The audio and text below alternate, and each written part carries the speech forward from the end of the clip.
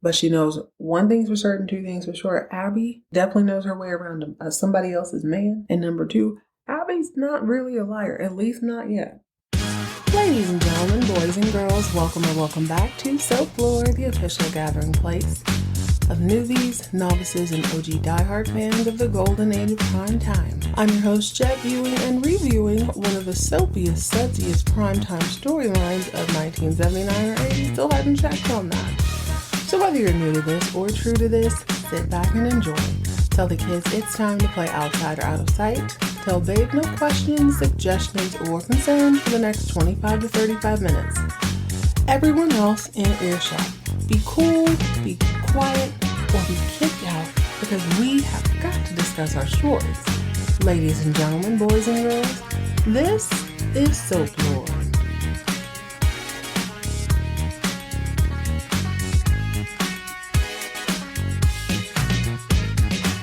Hello, gorgeous.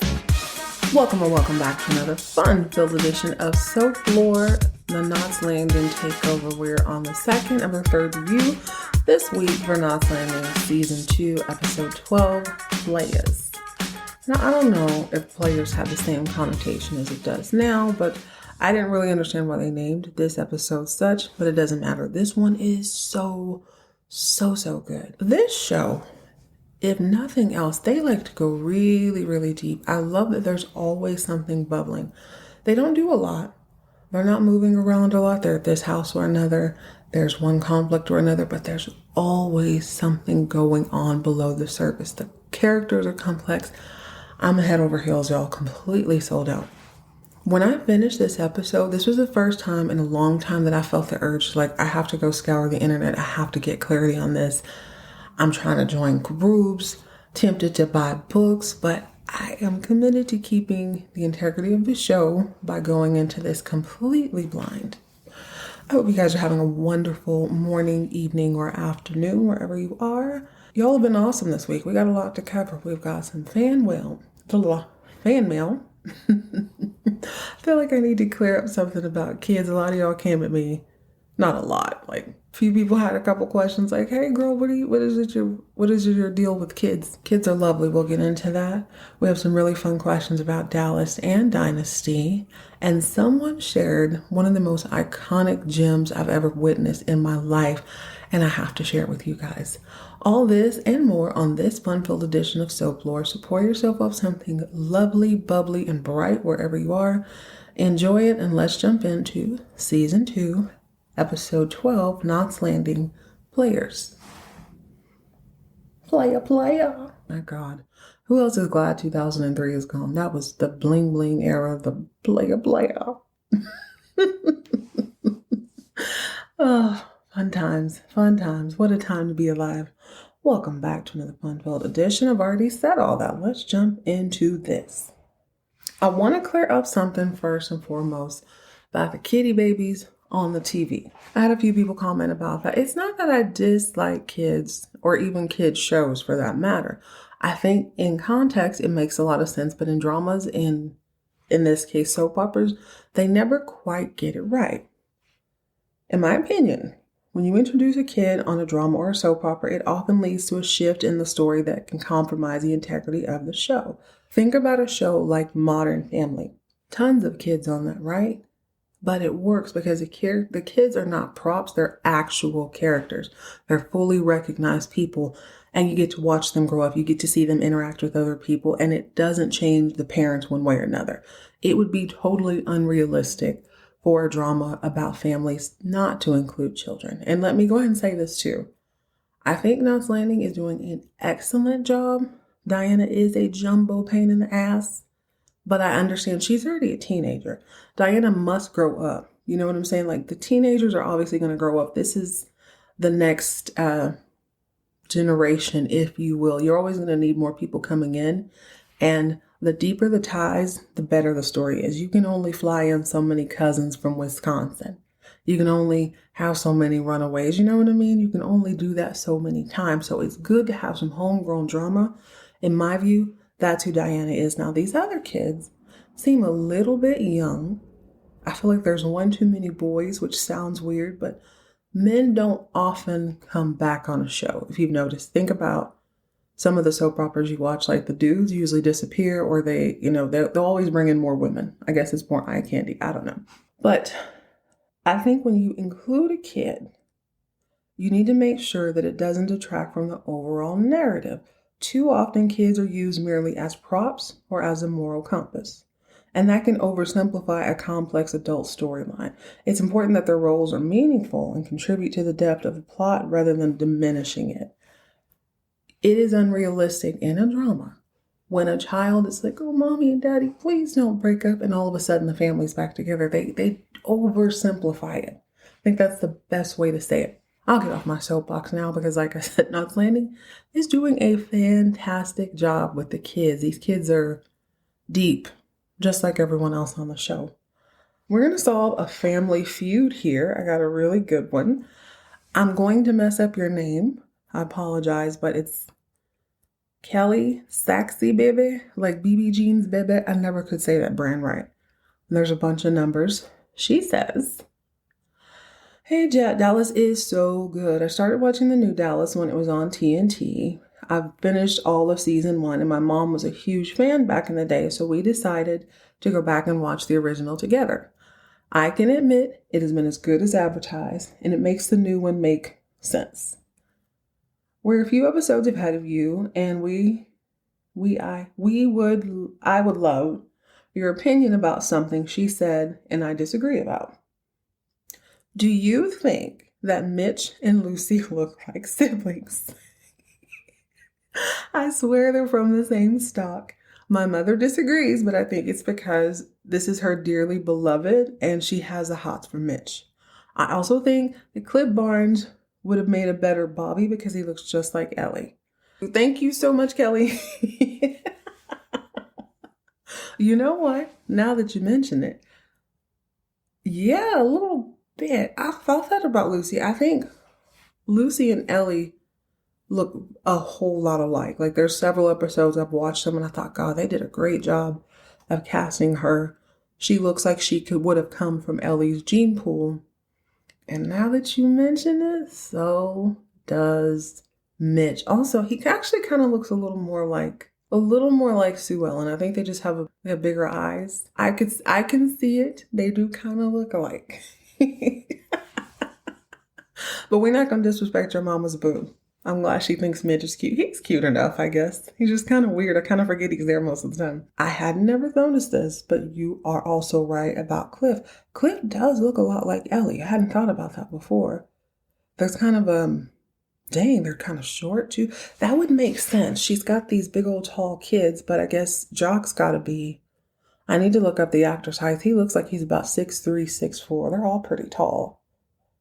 I could see it. I could totally see Cliff as Bobby, only that just makes it really weird because then that would make Bobby Cliff and that would make Pam with her brother one way or another. And we need to get away from that.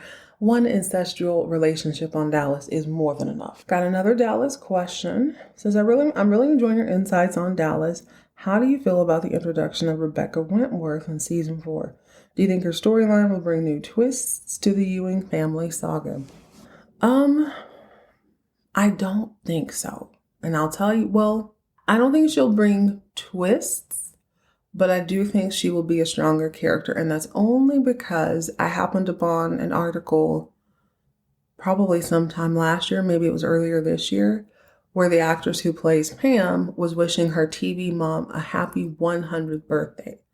So, okay, cool. That's her mom. I didn't fully expect her to find her mom this soon. It was kind of one of those things I read and I thought, oh, that's cool. I was more focused on the 100-year-old part versus anything else. But I can't imagine what drama she would bring to the Ewings, but I can imagine what drama they would and could bring to her. That's a perfect person to blackmail if you think about it.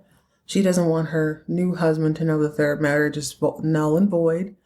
It also brings the addition of Pam's new sister.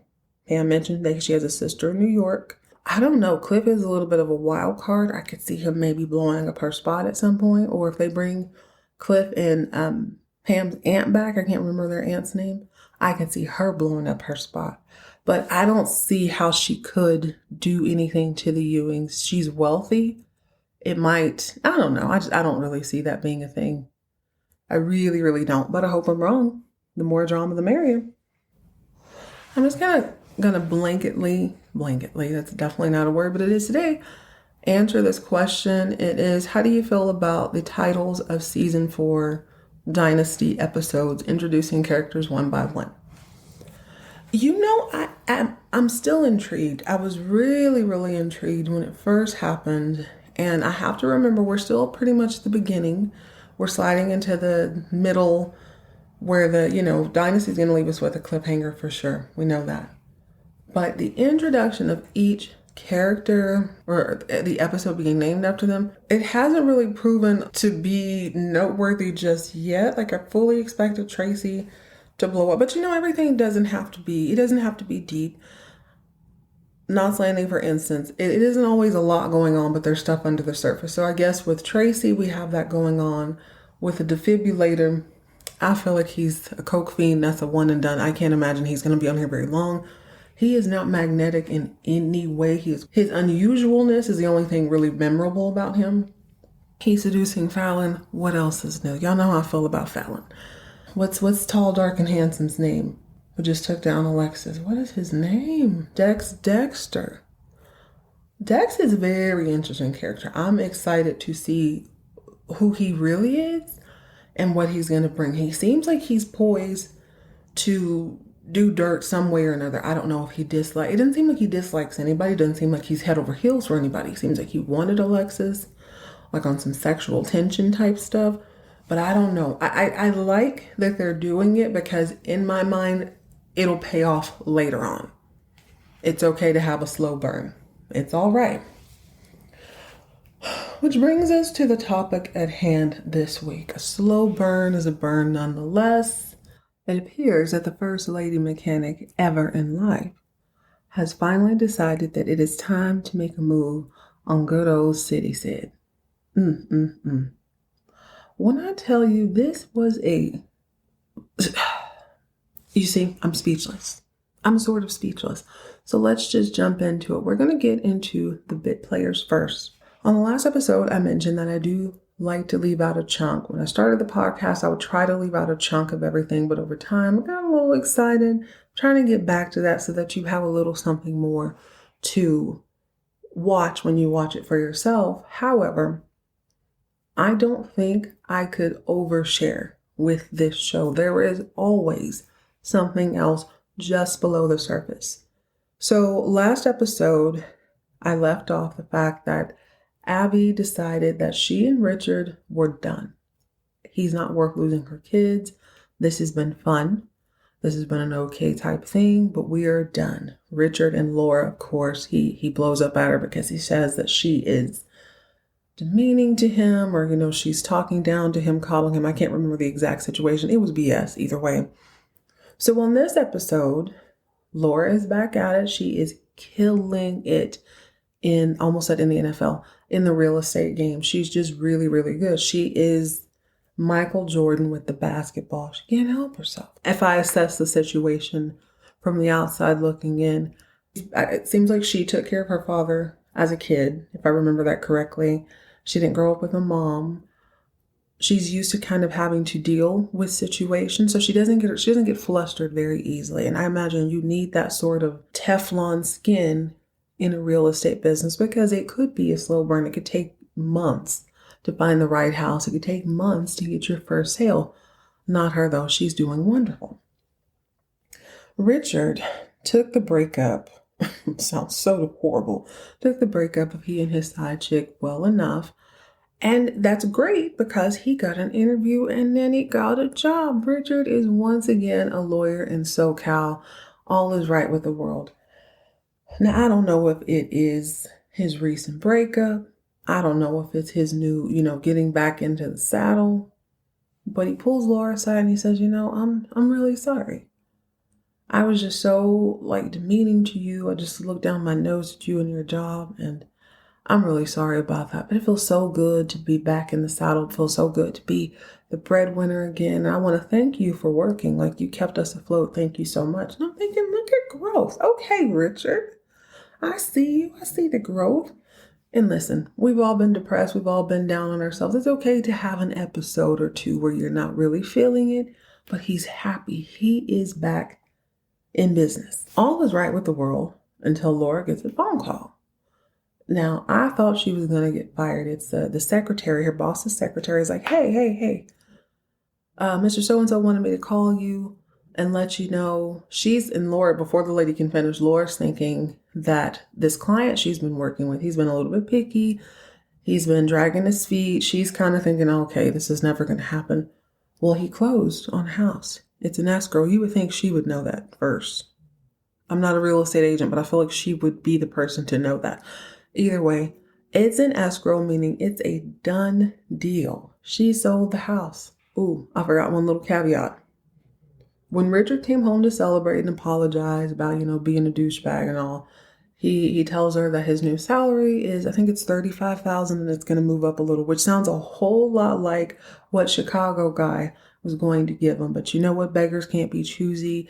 This seems like a good position because he's pretty much higher up than he was on the other firm. And there's an option to grow. A real, mapped out option to grow. He's going to be making, what did I say? $35,000. Laura just sold a house in Southern California to a very, very wealthy man. That home sold for $1.2 million. No, 1.3, pardon me. $1.3 million, making her commission $36,000. Now, Lord. I don't know what kind of music you listen to. I listen to a little bit of everything. One of my favorite songs, a good song I like. I wouldn't say it's one of my favorite. It's that Chris Brown and Busta Rhymes, Look at Me Now. Look at me now. I'm getting paper. You know that song? Chris Brown says a line that lives rent-free in my head sometimes when, I don't know, I pass by someone in a really nice car or hear about someone on a really fancy vacation in the Maldives or something. He has this line where he says something like that. Ish looks like a toupee. I make what you make in 2 years in 2 days, meaning you can go to work for 2 years and your salary for 2 years is paid to Mr. Brown for 2 days' work. Laura quite literally just made that man's whole salary on one commission. Now, granted, she had been working for it, but baby, oh baby, because remember, he's feeling okay because he's the breadwinner again. So, Laura just being unfazed. She's unfazed by his douchery. She's unfazed by anything. She goes out and she decides they're gonna have a romantic evening. She sets the mood. She lights the candles. She cooks she cooks those good meals. She cooks a Martha Stewart type meal. Buys him this beautiful leather briefcase. She has his initials embossed on it. He comes home and it's like, oh my God, this is beautiful, Lord. Thank you so much. This is gorgeous. You sell a house? She's like, yep. And I don't think she was going to tell him. I don't think she was going to tell him how much she sold it for. But he starts inquiring. Oh, yeah? Yeah. Okay, to who? Uh-huh. How much was the house? She's like, 1.3. He knows she don't mean $1.3 thousand. She means 1.3 million. Listen, I don't care who you are. That is disheartening. To have been out of work, to be looking for a job. Oh, I got this. I made this. I'm going to take care of my family. She's like, oh, guess what I made today? Your salary. I get it. I fully get it. He handled it well. She handled it better. But a reality is slowly creeping in. Think about this. This is Southern California. She is a real estate agent and she just sold a home worth $1.3 million.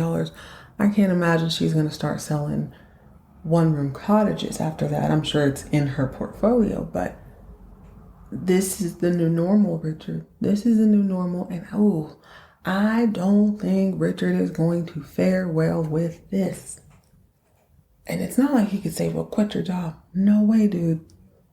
That was a whole compromise. Remember when they were going to move to Chicago, she was going to work for 6 months or something to get whatever she needed. She's exceeded that. That's got to be, man, that's a topic for another day when they are the main characters. They're not the main characters, this one, but just know that Laura did her thing and look at me now. Look at me now. She getting paper. In other confusing news, Ginger and Kenny. They continue to have living room picnics, I suppose. I guess she called him over because she tried to unplug his speakers and rearrange them or something. It didn't work out. And she called him. She said, well, hell, I still got a husband. Let me go ahead and take advantage of this. And she finally tells him that she is prego. He's like, oh my God, that's so exciting. He's like, yeah. So I'll need your office to, be a nursery, blah, blah, blah. They then end up making love, and post-coitus, he's saying, yeah, I think we really should. I can turn my office, so I can make my office somewhere else. We'll change this room around. We'll paint it this way and that way, all this thing. And do you know what she says to this man? She's like, who is we? What do you mean, we? And he's like, well, duh, I mean, we're having a baby. We're in bed naked. He didn't say that. I said that. They're in bed naked. And she's like, no, we're not together. We're not to work on this. Ginger, my dear. Ginger. And I am team Ginger all the way in this scenario because Kenny was a ho. And he deserves singing Sylvie in her Care Bear realness. But she is throwing these mixed signals. I know he's fine. Everybody knows Kenny is fine. And everybody's had a piece of fine Kenny. If you want to change, you can't keep inviting the man over for these living room picnics and sex. Ginger, you have got to make up your mind. Enough about them. Let's get to the real drama of this episode. Who the hell is Sid? I guess what's a little easier to know is who Sid is not. He is not a fondler of children. He is not a pervert. He's not the weird guy in the neighborhood. He's not the gossip. He's pretty chill. The only person who had any sort of beef with him is Richard. And I mean, yeah, he let just let the chips come as they may. Sid has been keeping a low profile. And I went back and watched this episode twice. Not because I felt I missed something. Actually, yeah, that's exactly why I went back. But I couldn't quite put my finger on what it was. So, do you remember that engine that bought Gary his kneecaps? Basically preserved his kneecaps from the mafioso types? Granted, he did all right beating him down in the showroom, but you can only fight off so many mafioso types before you end up in a ditch somewhere. Do you recall that JR came and he said, hey, baby brother, here's this shmoney. I want you to keep an eye on your pal Sid. I want you to tell me everything I need to know about their engine they're building. Because if that engine is going to get 100 miles a gallon, I want to be the first one to know about it. You feel me? I don't know why I said that like that. See, 2003, the play it players, that's all I can say now. Let me shake it off. So, that engine is at front and center on this episode. Lady Mechanic's name is Linda. Linda and Sid get along real well because they have oil running through their veins. They love cars like fat kids love cake. They love cars like old ladies love coupons. They love cars like a cheapskate loves a good deal. And they love working on this engine. This is a good thing. It's a good thing or a bad thing depending on how you look at it because of her brain and her mechanical aptitude in the classroom, in Sid's years of experience and mechanical aptitude in real life, they have made some supreme advances with this engine in record time. They are 6 months ahead of schedule and they're fawning over the thing as Karen walks in. But right before she gets there, Sid's like, oh, you're so great, girl. I couldn't have done this without you. Linda's like, no, I couldn't have done it without you. This is so awesome. Reaches over, gives her an innocent little hug. I didn't catch that the first time. I'll admit the first time I watched it, I was listening more than I was watching. But it gives her a little squeeze. You can see her kind of come alive the way one would when your crush is near you. Well, Karen comes in because her car has gone kerplunk. She's been on Sid about fixing the sound. Dude, I hear the car. It's making a weird noise. Can you fix it? No, her car went ahead and died that morning. So she's there to chat with him. And he's like, hey, babe, look, magnesium, this, that, and the third. And she don't know what he's talking about. She's been married to this man for years. She don't know anything about engines. But good old Linda does. And he's like, man, I couldn't have done it without this kid here. He puts his arm on her again. Pat, pat, pat. No big deal. Abby is bearing witness to this because if you recall last episode, she is a part-time bookkeeper and she is a full-time side chick. Abby is watching this from the wings. They're gonna fix the car, Sid will get to it or whatever, but Karen goes over and she's, making conversation with Linda, like, oh my God, Linda, how are you enjoying working here? You're the only girl. She's like, man, this is amazing. I'm really glad I get to get my hands dirty and I'm learning so much from Sid. It is such an honor, Mrs. Fairgate. Oh, call me Karen. Abby in the background looking, just smiling, looking cute and lavender. Yeah, Linda loves working here. So it hits Karen like a bolt of lightning. Hey, our nephew's coming to town tonight. Do you want to come over for dinner? Yeah, you should come over for dinner. You guys are about the same age. She's trying to make a little love connection. Now, Abby is quiet now because she really don't want to go. But Karen's like, yeah, Abby will be here. It's her nephew, too. Quick aside. Side note. The introduction of a new family member is always what? It's always drama. This kid doesn't seem like drama, and they're not very clear as to whose child he is. Even over dinner, Sid and Abby discuss their mom or like one of their mom's recipes, but they never actually say whose kid he is. Or maybe I missed that. Anyway, it's on like popcorn. Linda's gonna come over to eat. Abby pulls Karen aside and she said, no, why would you go and do a fool thing like that? Karen's like, what do you mean? I wouldn't let that girl in my house. This is Abby to her. I would not let that girl in my house. You know she's in love with your husband, right? Karen's like, girl, no, she's not. If she acted like you, Abby, then I'd be worried. But since she doesn't, I'm not worried about it. Abby's like, sister-in-law, when I tell you I don't like this, I don't like this. This is coming from me. You need to pay attention. She's like, girl, you tripping.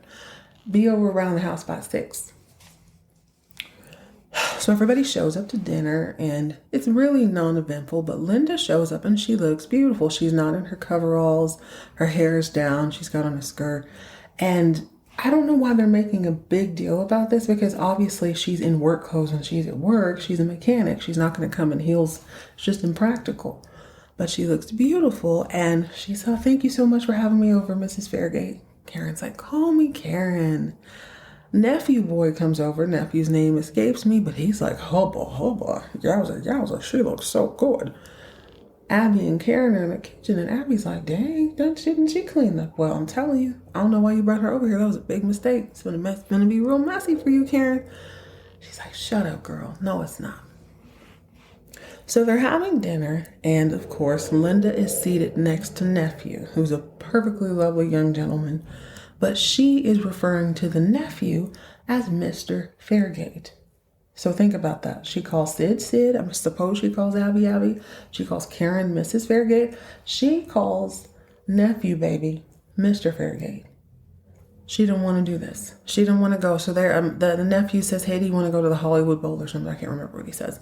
Do you want to go elsewhere so we can continue this conversation solo dolo in so many words? And she's sort of sweating and she's looking down. She's not really making eye contact the whole thing. So she's a nervous wreck and she's uncomfortable. Karen and Sid try to encourage her to go. And she's like, oh, no, I have to be at work in the morning. And Sid's like, I'm the boss. Don't even worry about it. Go ahead. We'll have a good time. Oh, I don't think I will. I need to go home. I want to go home. I brought my own car, so I'm going to go home. So she leaves. Everyone has a right to choose. Nephew's looking a little confused.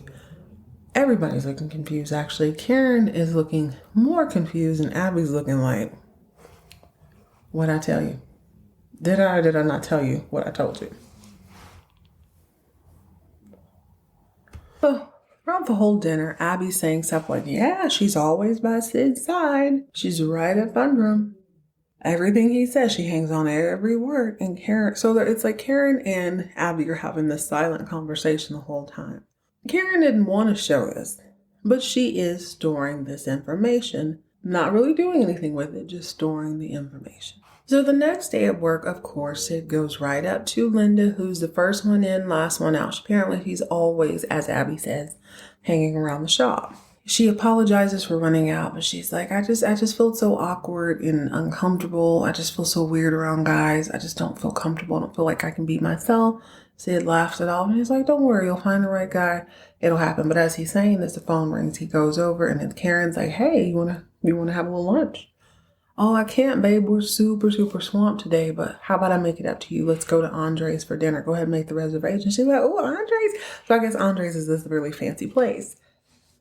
She goes, okay, cool. And Sid, tell Linda that I really enjoyed having her over last night. He goes over and he tells her just, hey, Karen says she enjoyed having you over last night.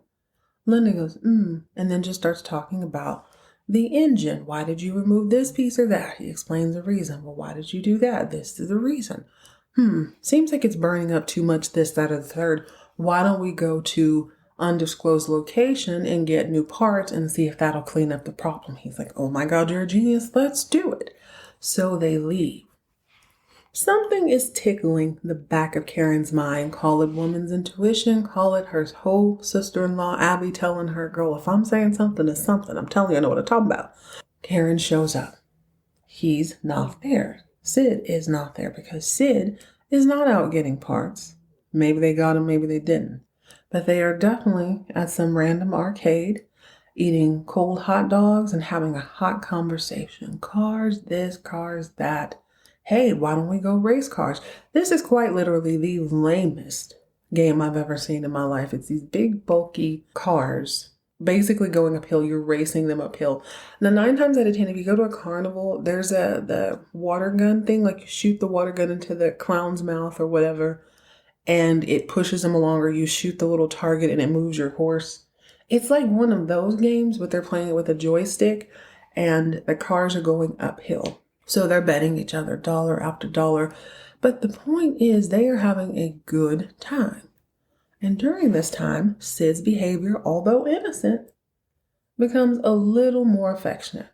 He's already squeezed her shoulder twice, but this sort of attention that he's giving her right during the little lunch arcade escapade is different. He's loose, he's fun, he's having a good time. More importantly, he is spending his lunch break with his assistant versus his wife. Now, Karen allegedly stops by just to say, hey, see if she can have a little coffee with him since they can't go to lunch. She sees Abby and Gary. Ooh, one other side note. Last episode, she told Sid, like Sid was in denial about Abby sleeping with Richard, which he knows she is. She said, and I know something's going on with her and Gary. I don't know what, but I know something's going on. Sure enough, her and Gary are chilling on a car just talking.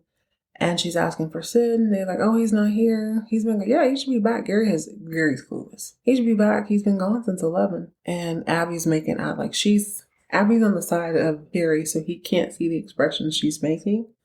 But she's giving Karen those eyes. And Karen's like, what do you mean they've been gone since 11? Where'd they go, Mexico? Abby goes, oh, yeah, they had to go get plastic or something. They had to go get some parts. So, yeah. That's where they're at.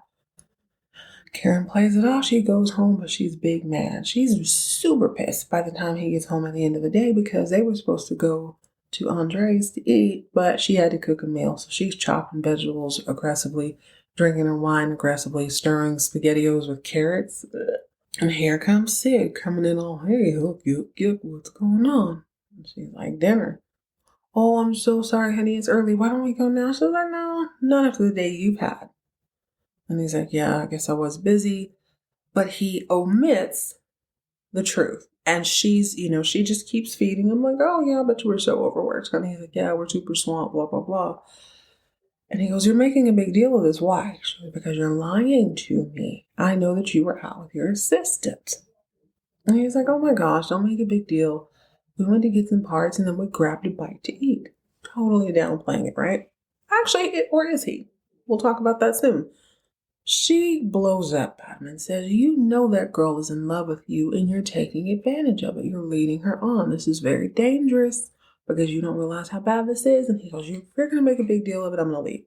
So he leaves and he goes back down to the dealership where, of course, Linda is working on the car. Great minds think alike. That's probably where he goes to clear his head anyway. But do you think he knew that she was there? Maybe. They end up getting in the automobile, taking it on one of the back roads so they can, as they say, open it up. They're driving. Everything is great. They're super pumped. They're doing the math. This baby is already getting 80 miles to the gallon. Super pumped. And then all of a sudden, the car goes kerplunk. They have to pull over on the side of the road. And now they are alone in the desert in a car together at night on a back road. This is where you have to start asking the questions. When does a benefit of the doubt become a doubt for your benefit? Picture this. You're owner of some business. You got a secretary and you have an accountant. The accountant comes with this pristine reputation. He's good at work. He shows up on time. Everybody in the community loves him. One person, your secretary says he's kind of a weirdo. You need to keep your eyes out for him. The secretary, on the other hand, has cursed out people left and right. She's got kind of a bad reputation, very out there, very kind of a loudmouth. When something goes awry, let's say they get into this conflict and she tells you, hey, I caught him swindling a couple of things. This guy, I don't trust him. He can't be trusted. But the accountant tells you, I don't know. She just has it out for me. I don't really know what she's talking about. She's just in one of her moods. Who do you tend to believe? You tend to believe the person who does not ruffle enough feathers. You give them the benefit of the doubt, even if in the back of your mind there was something a little bit off about them, something just a little bit weird. Well, in this show, this particular episode, as the episode progresses, you can tell that Karen at first is just, nothing's wrong. She's not admitting that she's uncomfortable with it. She's been uncomfortable from the start, which is why she's making more than a few appearances at the dealership. She blew off Abby, but she knows one thing's for certain, two things for sure. Abby definitely knows her way around somebody else's man. And number two, Abby's not really a liar, at least not yet. I think she planted the seed and Karen saw it. She saw how uncomfortable the girl was. She saw the way the girl acted around Sid.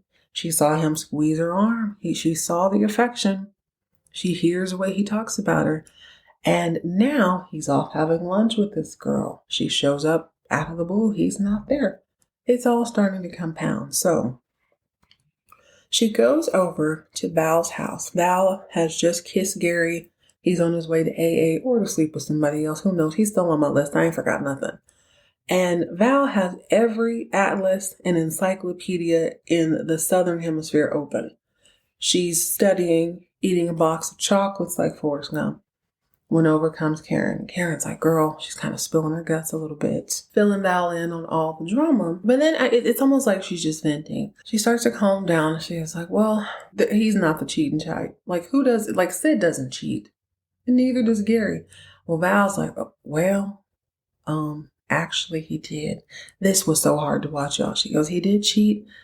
And I practically died. It was just one of the most devastating things that ever happened to me. Karen is just flabbergasted. She cannot believe Gary cheated with who? She's like, with Judy. Same situation. He was her hero, the whole thing. So this didn't exactly sit well with Karen. They decide to get in the car and they go down to the dealership. And sure enough, his car's there and so is Linda's. She peeks in, but they're not there. So she's like, okay, girl, come back to my house with me. I just need you to come home with me. Val has had a hell of a day. She is still mending her own broken heart, trying to salvage her marriage, you know what I'm saying? Trying to study, trying to do all these things. She ends up falling asleep while Karen goes on this full rant where she finally admits that she does have doubts, but she can't doubt Sid because Sid is a saint. He's the nicest guy ever. He's never done anything out of pocket. So she can't doubt him. But she does. But she can't. You see what I'm saying? It's a weird little conundrum to be in. Going back to Sid and Linda, they're in the car. Linda finally just says it. Sid, I am in love with you. Your wife thinks I'm in love with you. I am in love with you. There was some sort of exchange where he expressed that. When you look at Linda's behavior throughout this whole episode, it's almost like she's disassociating Karen from him. Sid is Sid. Karen is Mrs. Fairgate. Karen's nephew is Mr. Fairgate, but Sid is Sid. Sid tells her, Karen really enjoyed having you over. Anytime she has to acknowledge Karen, she doesn't want to do it. She blows her off. She disassociates herself from him. And she's in the car Linda, that is, looking straight ahead, and she's just telling him how she feels about him. We're out here. Let's just go for it. They actually start making out. Now, this is where things get a little bit dodgy. The next scene, they get out of the car. Of course, it's dark. He's sitting on the side, and she apologizes for, I'm so sorry, I shouldn't have done that. He's like, no, I'm sorry, I shouldn't have done that. It was a big mistake.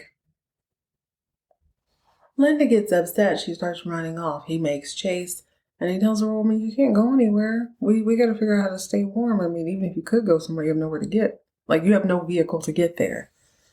So he starts to hug her, but he's doing that kind of goofy thing that he does. You know, nothing's a big deal, just the kind of cool, where are you going to go? My wife thinks you're in love with me. So as they're hugging and keeping warm, they eventually sit down, I suppose. And Linda has had enough. Now, I'm with you when you're right, Linda. Linda says, Sydney, what exactly are you doing? Why did you come to that shop tonight? Your wife told you that I was in love with you, and you got pissed and showed up at the shop. Why? He goes, well, it's my shop. I didn't know you'd be there. She goes, but you thought I might be there. You definitely did. I think your wife's right. I think you're enjoying this. I think this makes you feel good. But where does that leave me? I just told you I'm in love with you. And you came out here. He's like, well, I didn't think we'd get stuck. You see what I'm saying? This is the same thing he did with Abby. You know what she's saying. I hate when people weaponize ignorance. And he's not ignorant. So it's a farce. Finally, she says, you know what? I love you. Please, let's do this. So there's this big old truck coming, heading their way. You can see the lights are real bright. They're sitting off to the side of the road. And she goes, just let the truck go by. I promise you won't regret this. Please. I'll go to school next week. You'll never see me again. I just really want to do this. Please, just let the truck go by. So he just stares.